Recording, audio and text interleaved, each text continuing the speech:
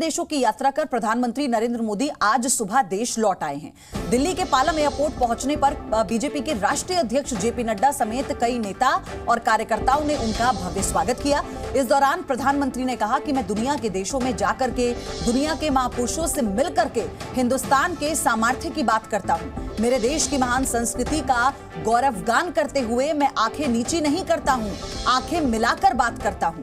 PM ने कहा कि चुनौतियों को चुनौती देना मेरा स्वभाव है। आपको सुनाते हैं।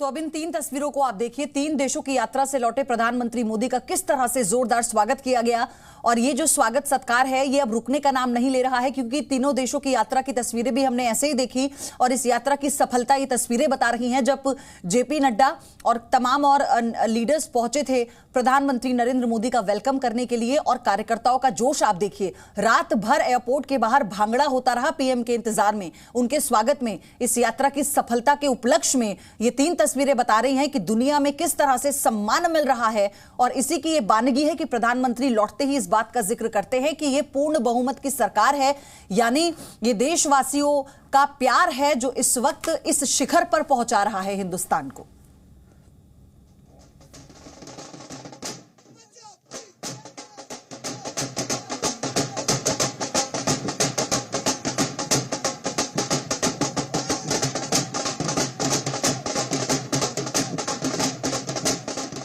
मेरे देश की महान संस्कृति का गौरवगान करते समय मैं आंखें नीचे नहीं करता हूं।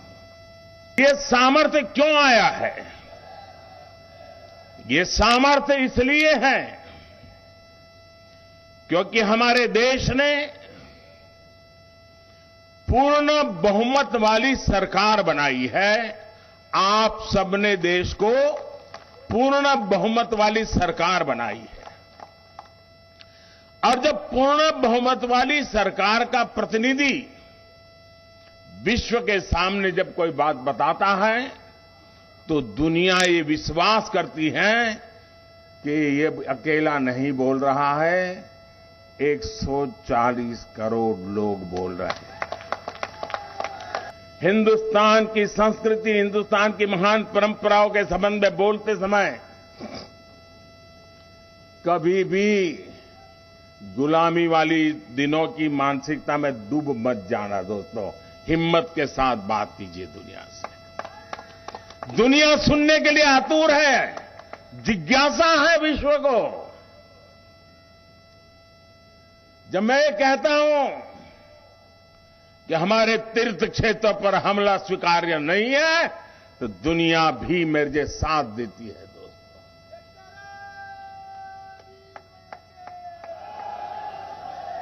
हिरोशिमा की धरती, जहां पर मानव संहार का भयानक घटना घटी थी,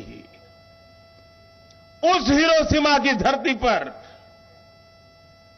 जब पूज्य बापू की प्रतिमा लगती है, शांति का विश्व को संदेश बड़े गर्व के साथ हम पहुंचा पाते हैं। जी साथियों, ये यश मोदी का नहीं है, हम कतई ऐसी गलती मत करें। ये यश हिंदुस्तान के पुरुषार्थ का है, 140 करोड़ हिंदुस्तानियों के जज्बे का है दोस्तों। तो पीएम मोदी ने स्वदेश लौटकर क्या बड़ी बातें कही, अब एक बार फिर से आपको वो हम बताते हैं। प्रधानमंत्री ने कहा कि भारत के सामर्थ्य की बात दुनिया के सामने उन्होंने की, दुनिया में देश के पराक्रम की बात उन्होंने की, महान संस्कृति का गौरव गान उन्होंने किया। G20 बैठकों में देश की ताकत की पहचान मिली। दुनिया भारत को सुनने को आतुर है। यह यश मोदी का नहीं, हिंदुस्तान का है। ये देश 140 करोड़ हिंदुस्तानियों के जज्बे का है। गुलामी वाली मानसिकता में ना डूबे, भारत अपने दुश्मनों की भी परवाह करता है। देश ने पूर्ण बहुमत वाली सरकार बनाई है। और हमारे सहयोगी रविंद्र कुमार इस वक्त जुड़ चुके हैं मेरे साथ। रविंद्र, प्रधानमंत्री की ये बातें, पूर्ण बहुमत वाली सरकार, ये जो शौर्य है ये देश की जनता का है, इसलिए डंका बज रहा है, इसके बहुत मायने हैं, समझाइए। बिल्कुल, आप देखिए कि एक तरफ संसद का जो नए भवन है उसका बहिष्कार करने के लिए 19-20 विपक्षी दल लामबंद हो रहे हैं, और दूसरी तरफ प्रधानमंत्री नरेंद्र मोदी 3 देशों की यात्रा करते हैं। 2 देश उनको हाईएस्ट ऑनर देता है। G7 भाग लेते हैं, क्वाड के बैठक में भाग लेते हैं, डायस्पोरा करते हैं।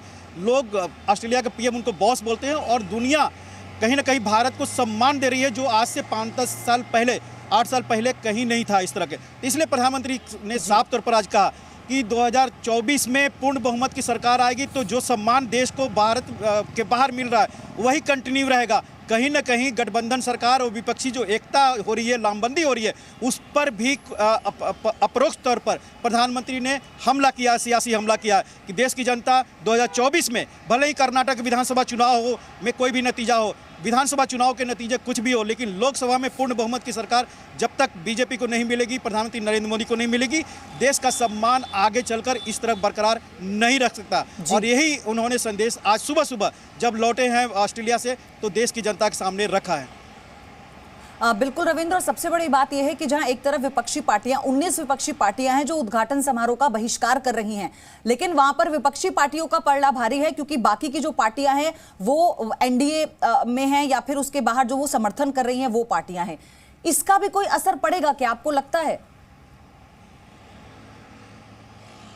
बिल्कुल, देखिए कल जिस तरह से सेंगोल की बातें हुई है और उससे कहीं ना कहीं कांग्रेस और पूर्व प्रधानमंत्री पंडित नेहरू से उस वसीयत को जोड़ा गया है, उनकी विरासत से जोड़ा गया, तो कांग्रेस को कहीं ना कहीं जवाब देना भारी पड़ सकता है अगर वो सेंगोल के जब स्थापित किया जाएगा उसका बहिष्कार करेंगे तो। उसी तरह से चोल साम्राज्य से जुड़ा हुआ है, चोल साम्राज्य आंध्र प्रदेश, तेलंगाना और तमिलनाडु से लेकर पूरे दक्षिण भारत में फैला हुआ था, तो डीएमके हो या फिर दूसरे दल हो, उनको भी जवाब देना पड़ेगा जब सेंगोल की स्थापना के समय वो लोग मौजूद नहीं रहेंगे। तो कहीं ना कहीं प्रधानमंत्री नरेंद्र मोदी के समर्थन में, उद्घाटन के समर्थन में जिस तरह से एनडीए, फिर बीजेडी जो अलग दल है, बीआरएस अभी तक फैसला नहीं लिया है, बीएसपी फैसला नहीं लिया है, और समाजवादी पार्टी के रामगोपाल यादव के सुर अलग दिख रहे हैं विपक्षी एकता से, तो कहीं ना कहीं विपक्ष के जो एकता है उस पर भी सोचने की बात होगी, चाहे कांग्रेस हो या दूसरे दल।